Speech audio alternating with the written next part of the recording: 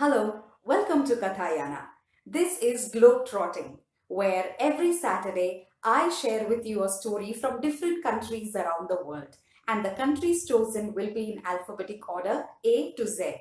Today's story is coming from a country beginning with the letter D, and the country is Denmark. Back in the 1990s, several companies around the world were trying to develop a wireless communication technology. And so, in that endeavor, four big companies, namely Nokia, Ericsson, Intel, and IBM, came together to create a single wireless standard that would have an industry wide standard.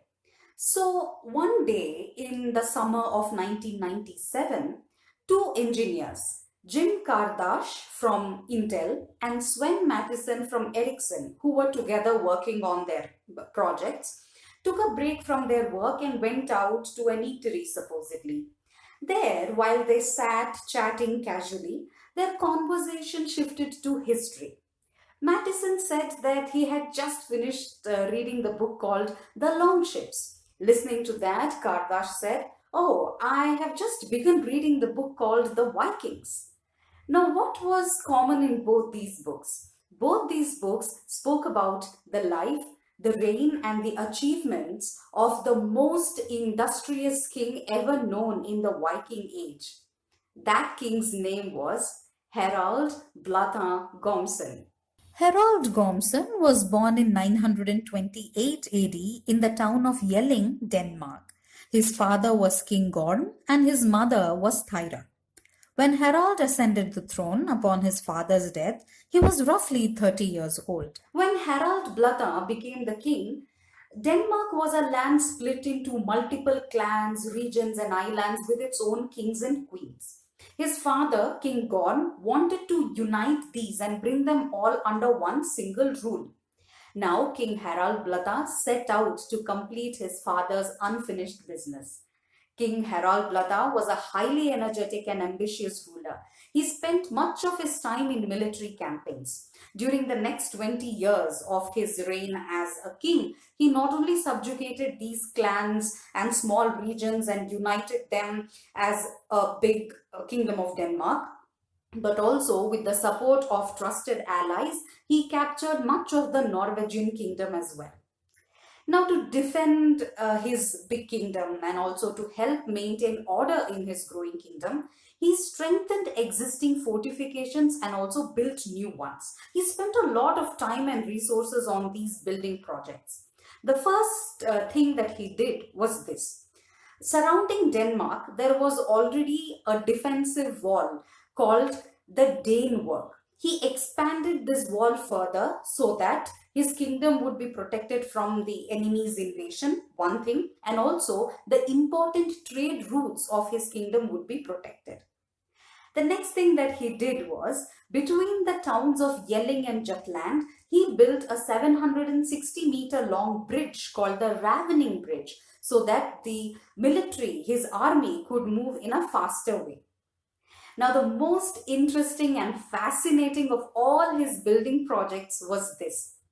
He built 8 ring fortresses around the lands he had conquered. These ring fortresses are known as Trelleborg type of fortresses. Now, the characteristic features of these ring fortresses is that all of these, of course, had a circular shape and they had roads and gates pointing in 4 cardinal directions. The structure of these Trelleborg type fortresses consisted of an inner fortress and an outer ward. The inner fortress consisted of a perfectly circular rampart, 4 gates providing access to these inner forts. All these gates were connected by roads that ran along the inside of the rampart. The inner fortress had 16 long houses arranged in blocks of 4 houses. The outer ward consisted of 15 long houses placed side by side, 2 of those houses being isolated. The houses of the inner fortress were primarily used for habitation, while the houses of the outer ward were used for stables and workshops. All the houses were more or less uniform, having curving walls and constructed entirely of timber. These fortresses served both military and administrative purposes and was also a very good attempt at subduing petty kings and local chieftains. Given the size of these constructions, King Harald Blata must have had access to massive resources from wealth to manpower.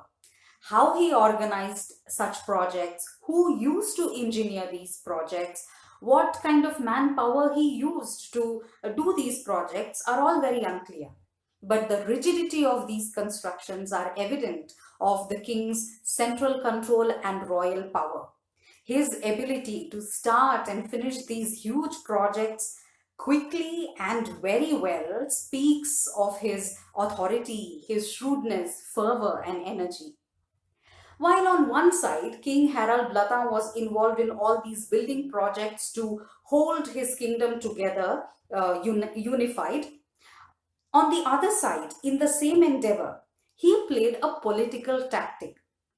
When he was the king, towards the south of Denmark was a region ruled by a king called Otto the Great, who was a Christian German king. Now, this Otto the Great was mightier and stronger than King Harald Blata.